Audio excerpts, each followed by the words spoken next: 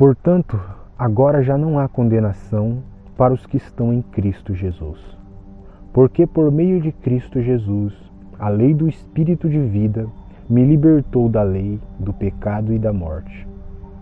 Porque aquilo que a lei fora incapaz de fazer por estar enfraquecida pela carne, Deus o fez, enviando o seu próprio Filho, à semelhança do homem pecador, como oferta pelo pecado.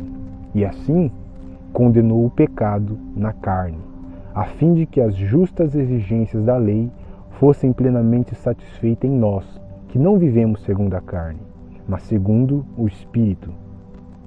Quem vive segundo a carne tem a mente voltada para as coisas que a carne deseja, mas quem, de acordo com o Espírito, tem a mente voltada para o que o Espírito deseja.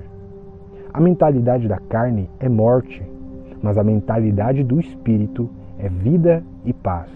A mentalidade da carne é inimiga de Deus, porque não se submete à lei de Deus e nem pode fazê-lo.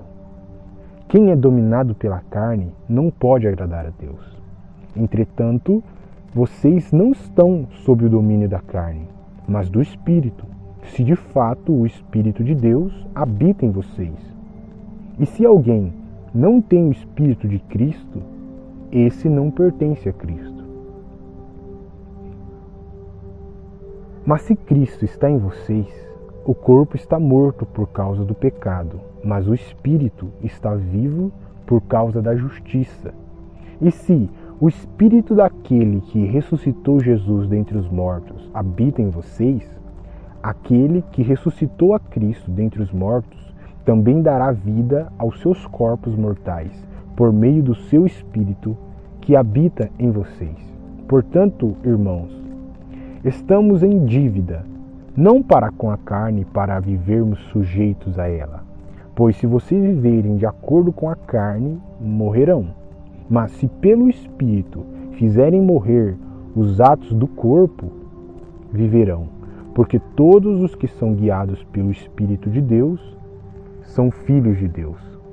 Pois vocês não receberam um espírito que os escravize para novamente temer, mas receberam o Espírito que os adota como filhos, por meio do qual clamamos: Abba, Pai.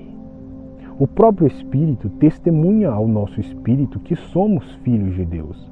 Se somos filhos, então somos herdeiros, herdeiros de Deus e cordeiros com Cristo, se de fato participamos de seus sofrimentos, para que também participemos da sua glória.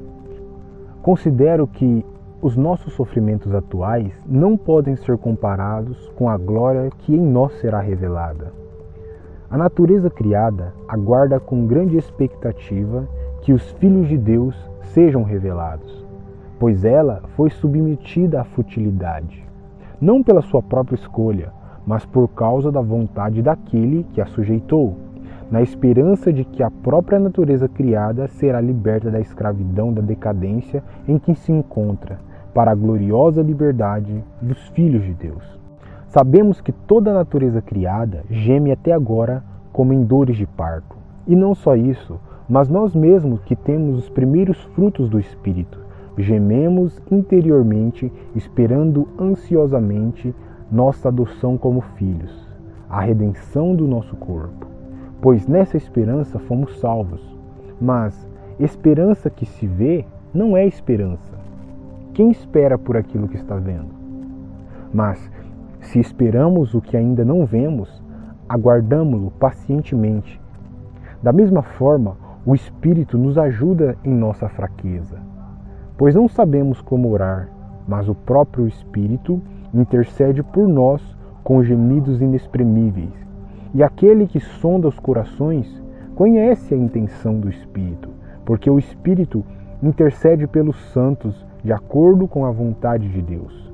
Sabemos que Deus age em todas as coisas para o bem daqueles que o amam, dos que foram chamados de acordo com o seu propósito. Pois aqueles que de antemão conheceu, também os predestinou para serem conformes à imagem do seu Filho, a fim de que ele seja o primogênito entre muitos irmãos. E aos que predestinou, também chamou, e aos que chamou, também justificou, e aos que justificou, também glorificou. Que diremos, pois, diante dessas coisas? Se Deus é por nós, quem será contra nós? Aquele que não poupou seu próprio Filho, mas o entregou por todos nós, como não nos dará juntamente com ele e de graça todas as coisas? Quem fará alguma acusação contra os escolhidos de Deus? É Deus quem os justifica. Quem os condenará? Foi Cristo Jesus que morreu, e mais, que ressuscitou e está à direita de Deus e também intercede por nós. Quem nos separará do amor de Cristo? Será a tribulação, ou a angústia, ou a perseguição, ou a fome, ou a nudez, ou o perigo, ou a espada? Como está escrito, por amor de ti enfrentamos a morte todos os dias, somos considerados como ovelhas destinadas ao matadouro.